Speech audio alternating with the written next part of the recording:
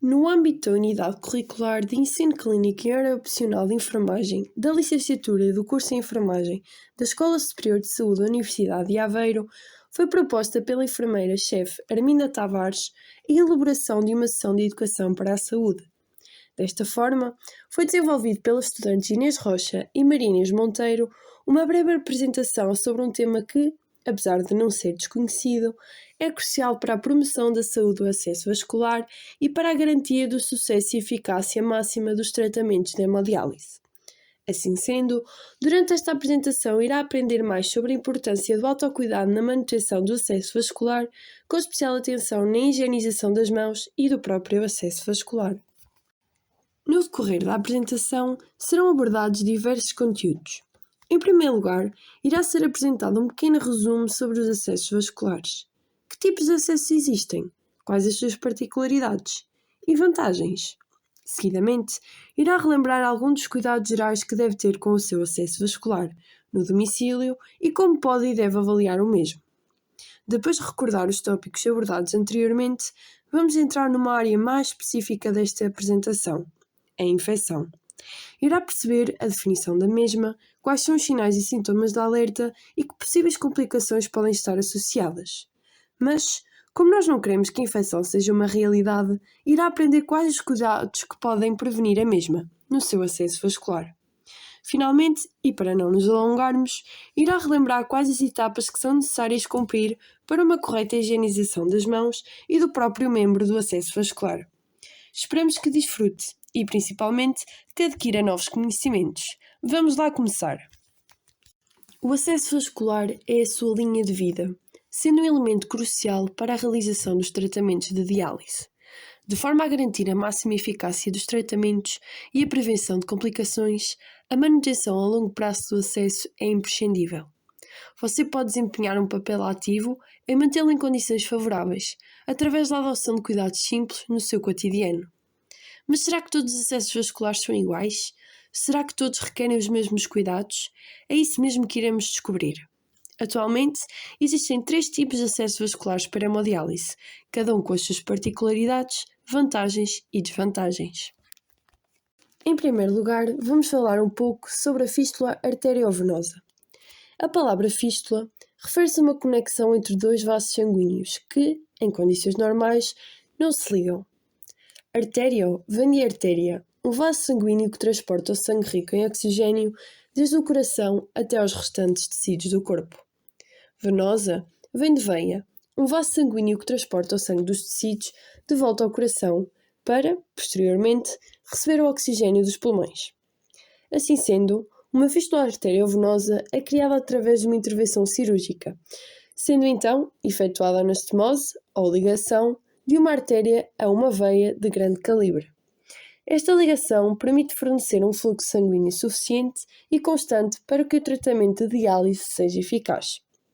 Está comprovado cientificamente que este é o acesso vascular interno ideal, uma vez que tem maior longevidade e menor probabilidade de desenvolver infecções e coágulos, resultando então em menos hospitalizações, o que conduz a uma diminuição das taxas de morbilidade e mortalidade. Em segundo lugar, temos a prótese ou enxerto arteriovenoso. Mas o que é isto? Então, quando os vasos periféricos não são adequados para a construção de uma fístula, pode-se recorrer à criação de uma prótese ou enxerto arteriovenoso, um tubo sintético que liga uma artéria a uma veia, através de uma intervenção cirúrgica. O material é bem tolerado pelo utente e inerte, embora este tipo de acesso apresente maior risco de trombose e infecção, aumentando assim o número de internamentos. Em terceiro e último lugar, temos o catéter venoso central, um tubo maleável com 2 ramos que pode ser classificado de acordo com o seu tempo de permanência. O catéter venoso central de curta duração, também designado como temporário, deve-se exigir-se a períodos curtos, preferencialmente inferiores a 1 semana, ou utilizados numa situação de emergência com indicação de tratamento dialítico imediato. Já o catéter venoso central de longa duração é utilizado geralmente quando não é possível constituir uma fístula ou prótese, devido a vasos sanguíneos danificados ou frágeis, ou quando estas não se encontram desenvolvidas o suficiente. Relativamente aos acessos vasculares anteriores, Este é o que apresenta maior risco de complicações, nomeadamente de infecção e estenose. Uma vez que o seu acesso vascular é imprescindível para a realização dos tratamentos de diálise, é fundamental mantê-lo nas melhores condições, sendo necessário avaliá-lo diariamente e ter alguns cuidados gerais no domicílio. Relativamente à avaliação do acesso vascular, para que esta seja eficaz no despiste de possíveis complicações, é necessária a observação, palpação e auscultação do membro do acesso vascular. Durante a observação, deve procurar possíveis sinais de inflamação ou até mesmo de infecção, um tema que irá ser discutido de forma mais profunda seguidamente. Na palpação, deve verificar se existe alguma alteração na temperatura da pele e sentir um tremor ou vibração no local da fístula ou prótese. Se não tiver essa sensação, deve contactar a clínica de imediato. Finalmente, relativamente à auscultação, com o auxílio de um estetoscópio é possível ouvir um som chamado de sopro, que indica se o fluxo sanguíneo é o adequado. Além disso, é bastante importante deixar o sangue fluir livremente, devendo evitar qualquer tipo de pressão sobre o membro do acesso vascular, pois isso pode levar à trombose.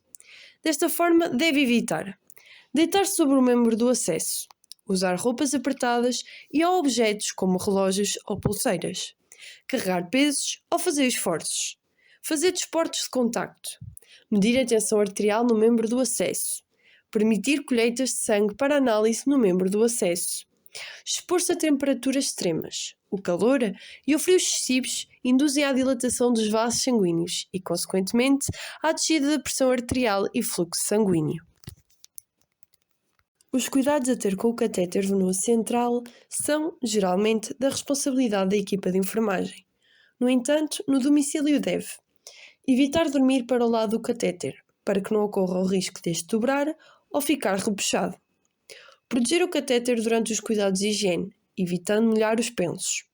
Evitar mexer no penso e, caso este fique descolado, procurar fixá-lo com o recurso a adesivo.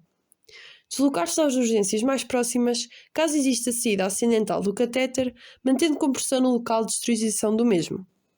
Verificar se as tampas ou os clampos estão bem fechados, em caso de hemorragia, ou se o catéter se encontra danificado. Neste último caso, deve comprimir o local e contatar de imediato a clínica, deslocando-se para o serviço de urgência mais próximo. A infecção é uma das principais complicações dos acessos vasculares. Iremos agora perceber o que é uma infecção, quais são os seus sinais e sintomas e que complicações estão associadas. Uma infecção do acesso arteriovenoso ocorre quando um micro-organismo, como uma bactéria ou um fungo, entra no corpo através do acesso, multiplica-se e causa danos nos tecidos. Existem sempre sinais e sintomas que estão associados a uma infecção. Estes podem ser locais ou sistémicos. Os locais encontram-se na região do acesso e consistem em rubor, calor, dor, edema, saída de conteúdo purulento. Os sistémicos são febre e confusão. Há fatores que aumentam o risco de ter uma infecção. Estes consistem em manipulação inadequada do acesso vascular, cuidados de higiene insuficientes ou incorretos e a imunossupressão, que é quando o doente se encontra com a imunidade diminuída. Uma infecção pode ter graves complicações e consequências. Pode levar à obstrução ou falência do acesso arteriovenoso, levando à diminuição da eficácia dos tratamentos e possível necessidade de construção de um novo acesso. Pode ocorrer a disseminação do micro-organismo através da corrente sanguínea, provocando uma infecção generalizada e possível morte. Se a infecção se espalhar pelo braço, poderá haver a necessidade de amputação do membro.